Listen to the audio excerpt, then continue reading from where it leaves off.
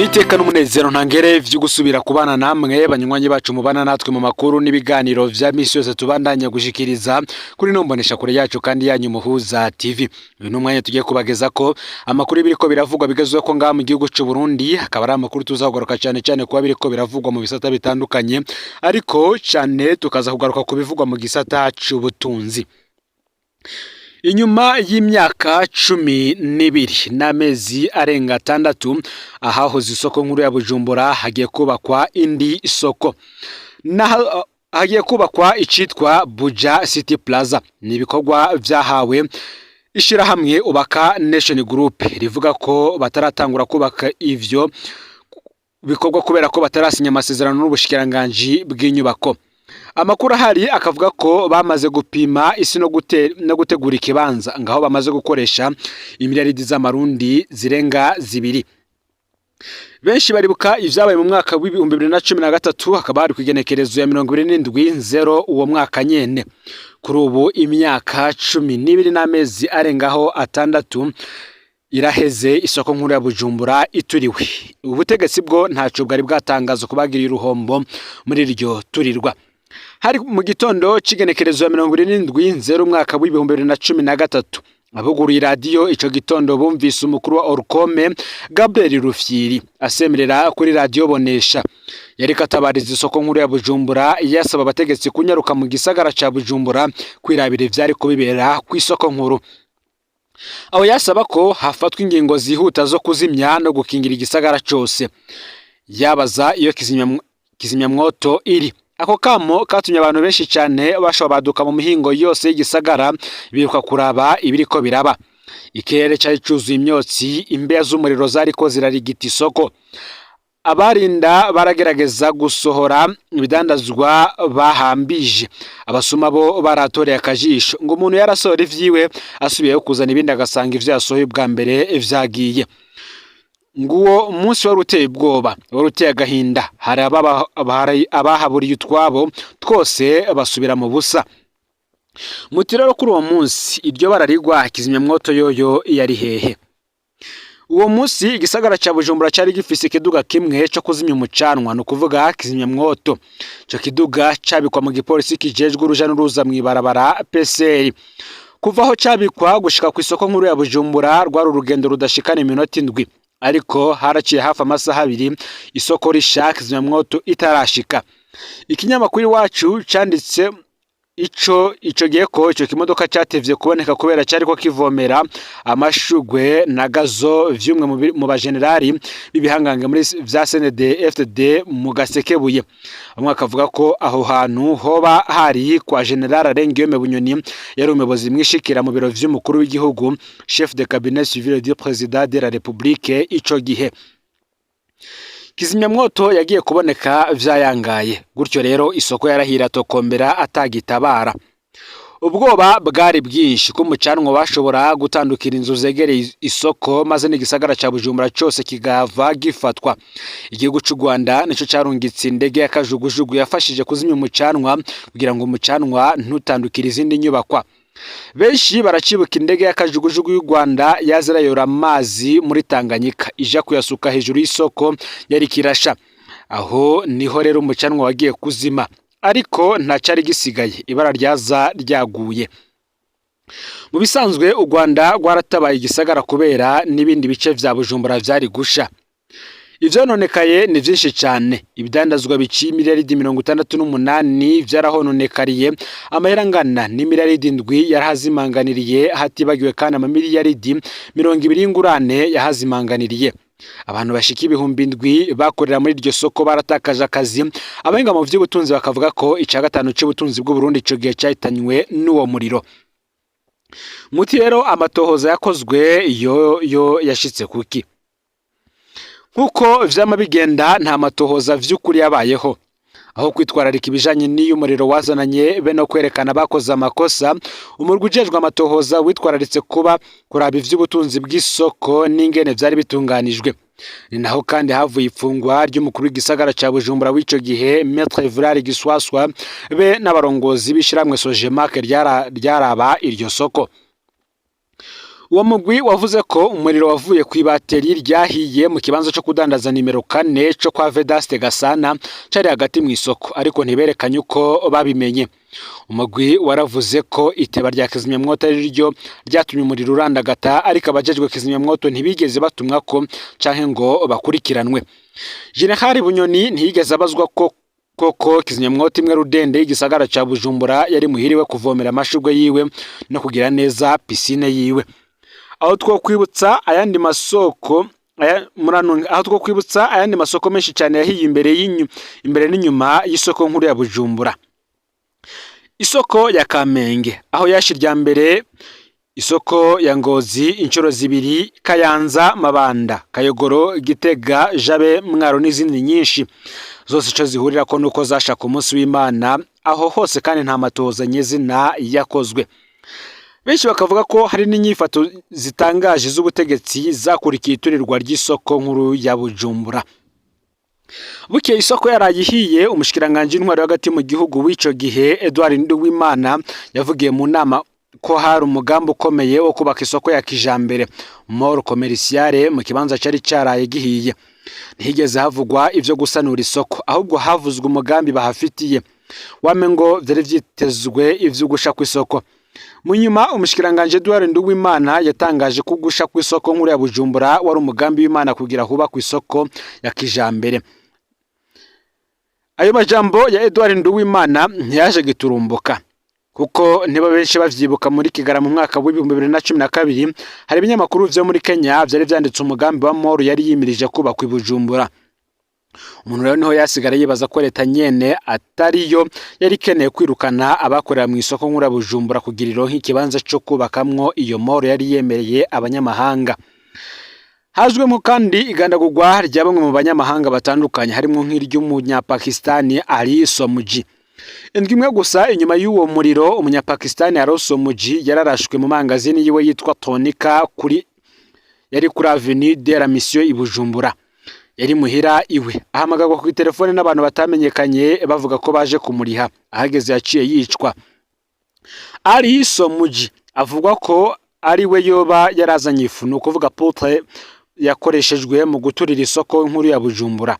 Nkuko vyamanaho nta matoza yakozwe kuri iryo ganagurwa. Bamwe mu bagenzi ba Ali Somuji barahamagawe mu iperereza mu ntumbero yo kumviriza ko hari amabanga yoba yarabasigaranye. Umuryango wiwe wabayeho mu bwoba bwinshi cyane ku buryo utubahutse kuvuga ivyo waruzi kuri urwo rupfu rwabo. Haravuzwe kandi ko hari abanyezamu bahora bararira isoko nkuru ya Bujumbura bo baragandaguye kugira ntibaze bavuge ivyo babonye. Aho hose naho nta matohoza yakozwe. Hakazumwa kandi n'urupfu rw'uwitwa Maregosi. Iyi nkuru itangaje yakurikiye yabaye urupfu rubabaje rwa Major Jean Bosco Nsabimana batazira Maregosi rwabereye Nairobi muri Kenya muri Rusama umwaka wa 2013. Inyuma y'amezi ane gusa isoko nkuru ya Bujumbura ihiye, iyi ntwazangabo mu iperereza ry'u Burundi yari yahungutse muri Kigarama mu mwaka wa 2012 tumwe ko na General Adolphe Nshimiyimana yatwara iperereza. Imbere yo gupfa Maregosi yoba yaravuze mwibanga ko ari we yashize ibisasu, no kuvuga mu rusenge rw'isoko nkuru ya Bujumbura. Ico gihe iperereza ryoba ryarabeshe ko Maregosi aje gusanura ivyuma vyatanga amajwi mu isoko.